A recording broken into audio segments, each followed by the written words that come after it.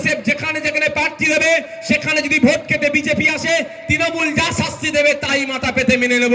আর সাথে সাথে এটাও আমি বলেছি, এটাও চুক্তিবদ্ধ করতে হবে, মমতা ব্যানার্জিকে সই করতে হবে যে ওই চুক্তিতে যেমন আব্বাস সিদ্দিকী সই করবে, মমতা ব্যানার্জিও সই করবে। যেখানে যেখানে তৃণমূল প্রার্থী দেবে সেখানে যদি বিজেপি আসে তাহলে আইএসএফ যা শাস্তি দেবে মাথা পেতে মেনে নিতে হবে। এ কথা বলেছিলাম। তারপরে বলেছি যেখানে প্রার্থী দিয়েছি যদি বিজেপি চলে আসে, আইএসএফ প্রার্থী দেওয়ার জন্য আমার মাথাটা নিচের দিকে, পাটা উপরের দিয়ে গাছে বেঁধে যতটা ইচ্ছা বাড়বে, আমার কোনো যায় আসে না। কিন্তু আর আমরাও দেখে নেব, যদি কোনো জায়গাতে এই চুক্তি করার পরে দেখেছি তৃণমূল ভোট দিয়ে বিজেপিকে নিয়ে এসছে, প্রার্থী দিয়ে বিজেপিকে নিয়ে আসছে, তাহলে তো কাঁচা কঞ্চিতে তেল লাগিয়ে রাখতে হবে। এ কথা আমি বলেছি। তাহলে যখন আমার সাহস আছে, আমি কি বলছি, নওশাদ সিদ্দিকী আমার দলের প্রতিষ্ঠাতা পীরজাদা আব্বাস সিদ্দিকী কি বলেছেন, যে আমাদেরকে নির্দেশ দিয়েছে যদি আমরা কোনো জায়গায় প্রার্থী দিই, যদি বিজেপি চলে আসে, তাহলে তৃণমূলের বন্ধুরা নওশাদ সিদ্দিকীর পা দুটো উপর দিকে, মাথাটা নিচের দিকে রেখে গাছে ঝুলিয়ে মারবে, কোনো অসুবিধা নেই। আর আমরা বলেছি যদি তোমাদের জায়গায় বিজেপি চলে আসে, কাঁচা কঞ্চিতে তেল লাগিয়ে ভয় খেয়ে গেছে। দেখছেন ভয়ের কি আছে ভাই? যদি আমরা বিজেপিকে আনার চেষ্টা করি তাহলে তো ওনারাই এই সুযোগ তো পিটানোর। এই কথাটাকে ভুল ব্যক্ত হচ্ছে। আমি চুক্তি করার কথা, আমি কোনোদিন মারপিটের কথা কোনোদিন বলেছি আর বলবো না। আমি শুধু এই কাঁচা কঞ্চির কথা বলেছিলাম যাতে এটা প্রকাশ হোক। আমরা কি চাইছি, রাজ্যের মানুষের কাছে যাক প্রকৃত অর্থে বিজেপির বিরুদ্ধে কারা লড়াই করতে চাইছে।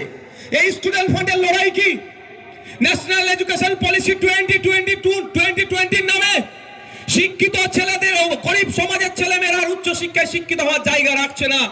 আর্থিকভাবে যারা দুর্বল তাদের বাড়ির ছেলেরা উচ্চ শিক্ষায় শিক্ষিত হতে পারবে না। তাই স্টুডেন্ট ফান্ড বারবার আওয়াজ তুলেছে যে ন্যাশনাল এডুকেশন পলিসি এনইপি 2020 বাতিল করতে হবে। আর অপদস্থ রাজ্য সরকার শিক্ষামন্ত্রী ঘুরিয়ে আবার এইটাকে ইমপ্লিমেন্ট করার চেষ্টা করছে। আমাদের স্টুডেন্ট ফান্ডের দাবি কি, যেটা বারবার দাবি করে এসেছে যে সংবিধানকে আমাদের পাঠ্যসূচির অন্তর্ভুক্ত করতে হবে, আমাদের সংবিধান আমাদেরকে জানতে হবে, কি অধিকার দিয়েছে আমরা না জানার ফলে আমাদেরকে ভুল বোঝানো হচ্ছে। এটা হচ্ছে স্টুডেন্ট ফান্ডের দাবি। স্টুডেন্ট ফান্ডের দাবি কি, কলেজগুলোতে ছাত্র প্রতিনিধি তৈরি হোক। ছাত্র প্রতিনিধি তৈরি করতে গেলে নির্বিঘ্নে ভোট করাতে হবে। ছাত্ররা তাদের প্রতিনিধি হিসাবে যাদেরকে চাইবে তারা শিক্ষক ছাত্র লিয়াজও মেনটেন করবে।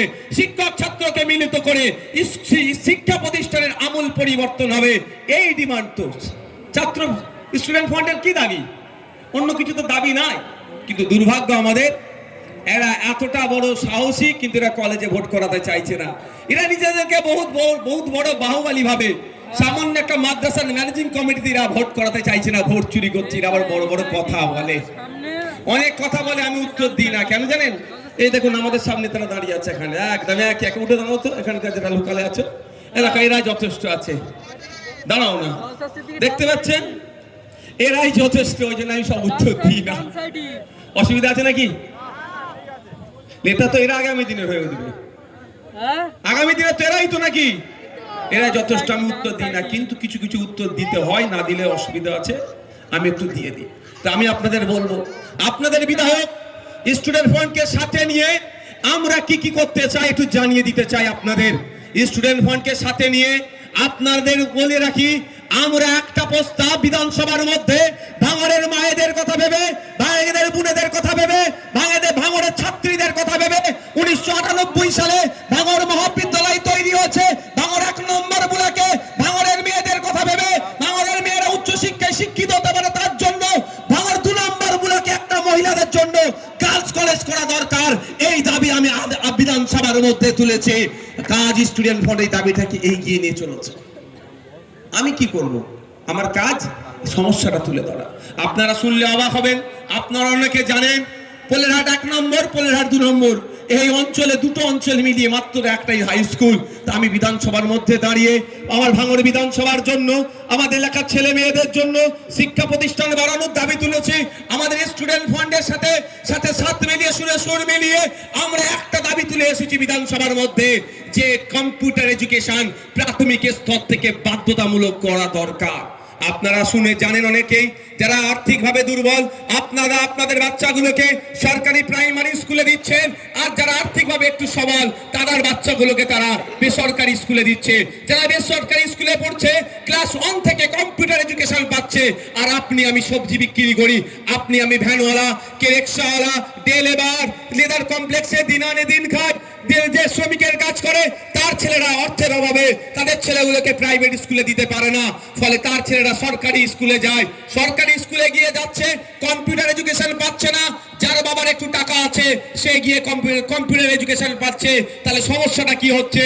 যখন আপনার ছেলেটা ক্লাস 5-এ উঠছে, আর যারা যে আর্থিকভাবে যারা স্বাবলম্বী তার ছেলেটাও যখন ক্লাস 5-এ উঠছে, অলরেডি 4 বছর আগে আপনার ছেলের থেকে সে কম্পিউটার এডুকেশনটা পেয়ে যাচ্ছে, আপনার ছেলে 4 বছর পিছিয়ে থাকছে।